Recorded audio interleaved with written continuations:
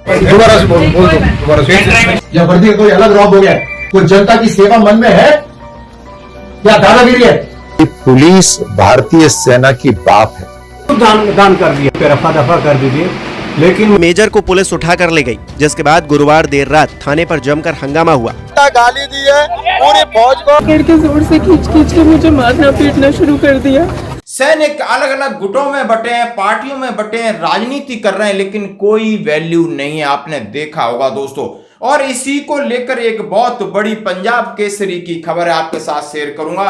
और मैं बात करूंगा कि दिल्ली में सूबेदार मेजर के घर पहुंचे फौजी संगठन देशमा और एक पेन ड्राइव पुलिस को सौंपी, कहा कि ये है एविडेंस और इस जिस तरीके से पुलिस ने अत्याचार किया सारे प्रूफ हैं और उनके घर में क्या क्या बातचीत हुई ये दिखाऊंगा। और सबसे पहले मैं वो मैसेज आपको दिखाना चाहता हूं जो कि एसबीआई ने कहा है, यानी एसबीआई ने अपनी तरफ से कहा है, did you also receive a message asking you to download या install app file redeem SBI rewards.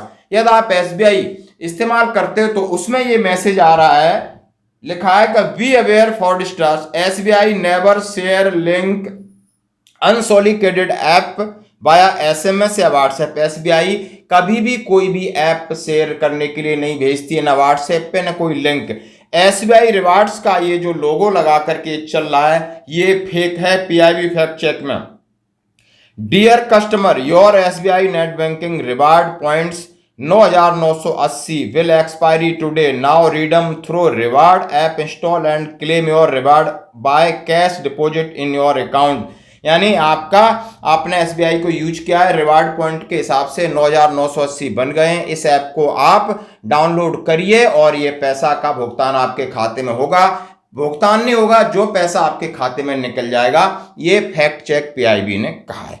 अब मैं आता हूं बड़ी खबर के, पंजाब केसरी की खबर। पूर्व सैनिक आज बहुत दुखी हैं, एकता का अभाव भी बन रहा है ऐसी घटनाओं का कारण। कैप्टन साहब लिख रहे हैं, पुलिस व अन्य नागरिकों द्वारा किया जा रहा पूर्व सैनिकों के साथ अभद्र व्यवहार, बहुत सारी घटनाएं लगातार पिछले 2 महीने में हुई हैं। चाहे जयपुर की घटना हो, ग्वालियर की घटना हो, मऊ इंदौर की घटना हो, भुवनेश्वर की घटना हो, हिमाचल की घटना हो, दिल्ली की घटना हो, लगातार सर्विंग अफसर भी नहीं छोड़े जा रहे हैं, या उनकी आप समझ सकते हो कोई मंगेतर को पीट रहा है तो कोई जवान को पीट रहा है तो कोई जेएसयू को पीट रहा है, अब घुस के सूबेदार मेजर को पीट रहा है, यानी लगातार हो रही। और इसके पीछे कई कारण हैं। यदि उस जेएसयू यानी उन लोगों ने, मेरी बात हुआ उनसे कि सूबेदार मेजर को कहा कि आपके आसपास इतने संगठन है, आप किसी से जुड़े हो? बोला मैं नहीं जुड़ा।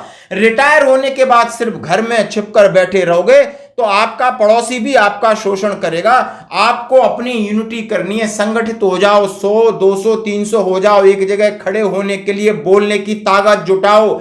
ये समाज भूल गया कि आप फौज में थे, इस समाज को कोई लेना देना नहीं। उसको आपको पता है कि झाड़ू के चक्कर में कचरा चला गया था, तो इस एसएम की जो है आप देखिए इनकी आप क्या हाल बनाया है इन लोगों ने। क्योंकि जो सिविलियंस हैं उनके तार नेताओं से जुड़े हैं, पुलिस से जुड़े हैं, वकीलों से जुड़े हैं। आप लेके पेंशन लेकर के घर के अंदर आप सब्जियां काटते रहोगे तो आपका यही हाल होगा।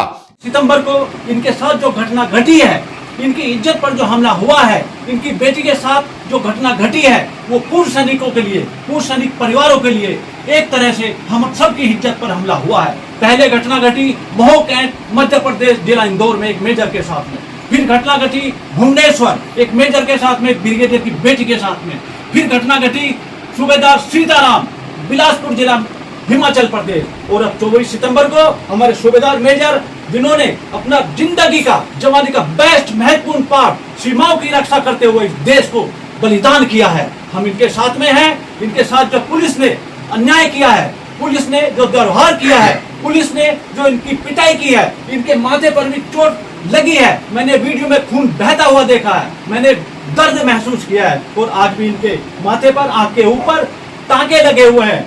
इन्होंने मुझे बताया इनके पेट में अंदरूनी बहुत चोट लगी हुई है। सूबेदार मेजर परमानंद जी ने बताया थाने में इनकी और इनकी बेटी की खूब पिटाई की, जंजीरों से बांधकर, लाठियों से, डंडों से। इसलिए संगठित हो जाओ। मैं बार बार कह रहा हूं, आपकी कोई नहीं सुन रहा है, नहीं सुन रहा है, सुनेगा, सब सुनेंगे। आपको अपनी ताकत दिखानी होगी। इसी को बात को लेकर उन्होंने कहा है। ये बात है 7 अक्टूबर की। अपनी जान की परवाह करने वाले पूर्व सैनिकों के साथ हो रहे हैं दुर्व्यवहार, यानी वो सैनिक जो देश सेवा में अपनी जान की परवाह नहीं करता, आज उनके साथ दुर्व्यवहार हो रहा है। और ऐसी घटनाओं से सैनिक आहत हैं। सैनिक मोर्चा और मारपीट दुर्व्यवहार की घटनाएं न केवल हिमाचल, मंडी, अब तो पूरे देश में फैल चुकी हैं। संयुक्त मोर्चा of vice ex serviceman JCUR Himachal Pradesh के राज्य अध्यक्ष कैप्टन जगदीश वर्मा, महासचिव लेफ्टिनेंट रमेश तपबाल, कोषाध्यक्ष लाल सिंह चौहान, इन सब ने इस पंजाब केसरी को दिए हुए इंटरव्यू में कहा, उन्होंने कहा जिन लोगों ने देश की रक्षा की आज उन्हें मारपीट का शिकार होना पड़ रहा है।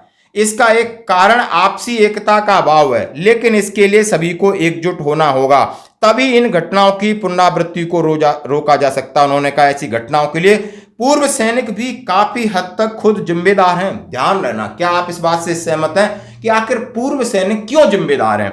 क्योंकि वे जो सैनिक सेवा के दौरान तोपों, टैंक, मोटर्स और आधुनिक हथियारों को चलाने में माहिर थे, लेकिन सेवानिवृत्त होने पर घर आने के बाद घर से बाहर निकलना नहीं चाहते और आपस में एकता का अभाव है तथा विभिन्न पार्टियों के नेताओं के पीछे घूमते हैं, चमचागिरी करते हैं, चापलूसी करते हैं, लेकिन अपने सैनिक भाइयों से नहीं जुड़ते, इसलिए पिटते हैं, कुटते हैं। इसलिए उनको बताया कि तुम भी खुद जिम्मेदार हो, उसके लिए पेंशन आ गए, घर में घुस गए और बस जहां मतलब है वहां जाते हो और गैर मतलब, गैर सेवा भाव से साथ अपने भाइयों के साथ नहीं जुड़ोगे तो आपकी दुर्दशा होगी। क्या ये सही है?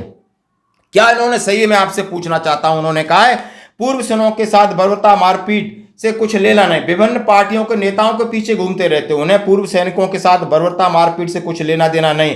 उन्हें पूर्व सैनिकों से आग्रह किया है कि अब एक हो जाओ और इस तरह की घटना जो हो रही हैं उनके खिलाफ, उनके विरुद्ध मिलकर आवाज उठाओ। और उन्होंने ग्वालियर की घटना का एक मेजर रैंक के अधिकारी की बात की, ब्रिगेडियर रैंक जयपुर में राजस्थान में कहा, भुवनेश्वर में ब्रिगेडियर रैंक जो बच्चा था उनके साथ की बात कही।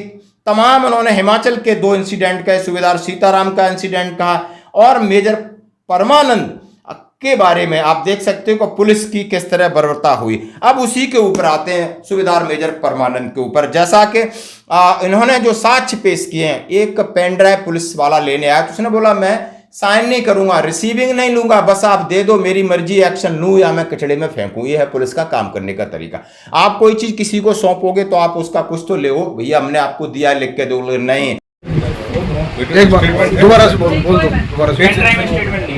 पेन ड्राइव में क्या वीडियो? मैं एडवोकेट CP सिंह, मेरे सामने हवलदार मीना साहब को रंजना सूबेदार मेजर परमानंद की बेटी द्वारा 8 GB का पेन ड्राइव दिया जा रहा है और एक ये चिट्ठी जिसमें हम न्याय की गुहार कर रहे हैं, जिसे इंसाफ की गुहार कर रहे हैं, ये चिट्ठी भी सूबेदार मेजर परमानंद जी आज इनको अपने हाथों से हम सबके सामने दे रहे हैं। वो पेन ड्राइव कौन सा सर दिखाइए? पेन ड्राइव 8 GB का है। कौन सा दिखाइए? ठीक है, दे दो। सारे गलत मत मानो, सारे गलत मत मानो, मैं सीधा साफ कहता हूँ। और वहां पर अशोक फौजी और उनकी देश मां की टीम और आप समझ सकते हो पूर्व सैनिक CP सिंह जो एडवोकेट हैं उन्होंने क्या बोला, आप सुन सकते हो। और वहां पर सूबेदार मेजर परमानंद की हालत आज भी आप दिख रहे हो, कितने उदास, निराश, हताश और हैं। लेकिन अब सैनिक संगठन उनके घरों में जा रहे हैं, उन्हें मोटिवेट कर रहे हैं कि आप आइए, सूबेदार मेजर के पद से जरा घर से बाहर निकलिए। और कोई बहुत बड़ा क्राइम नहीं, बहुत बड़ी बात नहीं। यदि क्राइम होता तो फौजी जेल में हो ना, फिर क्राइम होता है, लड़ाई झगड़ा होती है, दूसरे दिन वो छोड़ दिया जाता है, इसका क्या मतलब? पुलिस ही जज है, पुलिस ही सब कुछ है, पुलिस ही सब कुछ सुना देती है, ले जाती है, मारती है, पीटती है, लॉकअप में रखती है और उसको छोड़ देती है। और पुलिस चाहे मेडिकल रिपोर्ट भेजो, कुछ भी भेजो, कुछ भी करो, पुलिस का कुछ नहीं होता है, क्योंकि उनका काम करने का तरीका ही शायद पूरे देश में ऐसा है, हर जगह हो रहा है।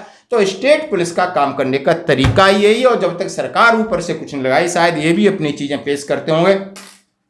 इन्होंने बोला होगा लॉ एंड ऑर्डर को हमने मेंटेन रखना है तो हमें इस तरीके से सख्त होना पड़ेगा, और ये कहीं न कहीं हमें चोट पहुंचा रहा है सैनिकों को। क्या ये जो कैप्टन जगदीश वर्मा की पहल से आप सहमत हैं? क्या ये सच है कि सैनिक घर से नहीं निकलते हैं? क्या ये सच है कि सैनिक अब ज्यादा चापलूसी करके नेताओं और पार्टियों के पीछे घूम रहे हैं? सैनिक संगठन भी बना लेते हैं, फिर भी वो सोचते हैं कि हमें कोई ना कोई टिकट मिले, हमें कोई ना कोई ज्यादा महंगे में खरीद ले, तो वहां भी उनकी साठगांठ अंडर हैंड चल रही है। ये शायद 1-1.5 साल का अनुभव है, शायद आपने भी देखा होगा। आपके क्या विचार हैं? व्हाट्सएप पे जरूर इसके ऊपर यदि आपकी कोई प्रतिक्रिया है तो मुझे जरूर दें। धन्यवाद। हम सर आपके साथ में खड़े हैं। आगे हम सब जितनी भी दिल्ली और एनसीआर की संस्थाएं हैं मिलकर आपके साथ रहेंगे, मिलकर लड़ेंगे और आपको न्याय दिलाएंगे।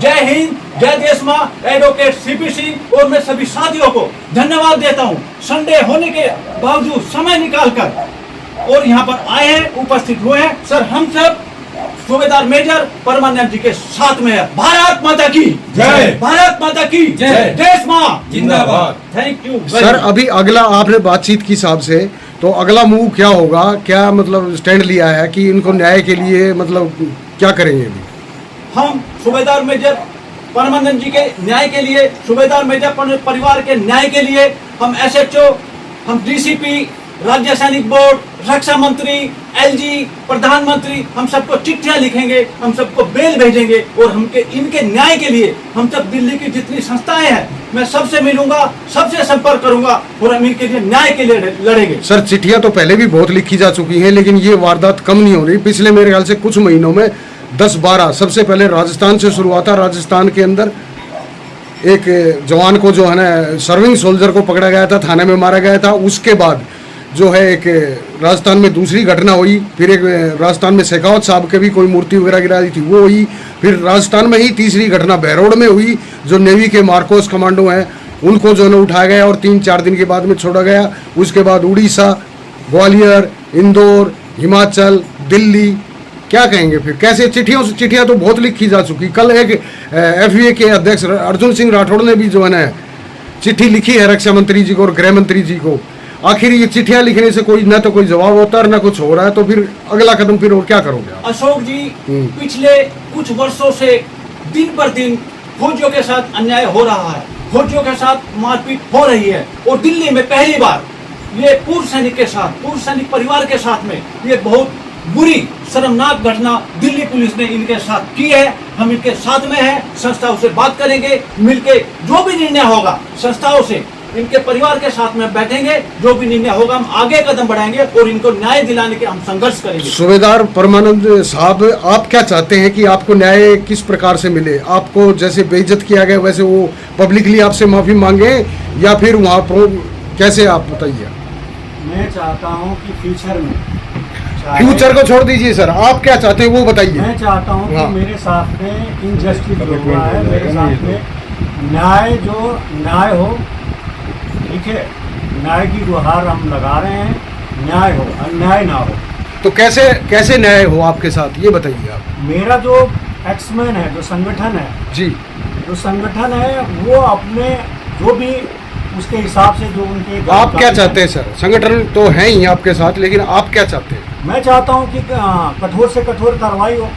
उस कठोर कार्रवाई में क्या हो? आप तो एडवोकेट है सर।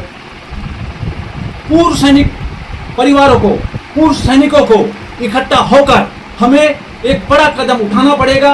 विचार विमर्श के बाद में हमें इनके न्याय के लिए लड़ना पड़ेगा। तो सर वही तो मैं पूछ रहा हूँ, पीड़ित भी अभी मेरे सामने है, आप लोगों के सामने हैं, और आप भी एक संस्था के अध्यक्ष हैं और वकील भी हैं साथ साथ में, तो वो कठोर सजा क्या होनी चाहिए?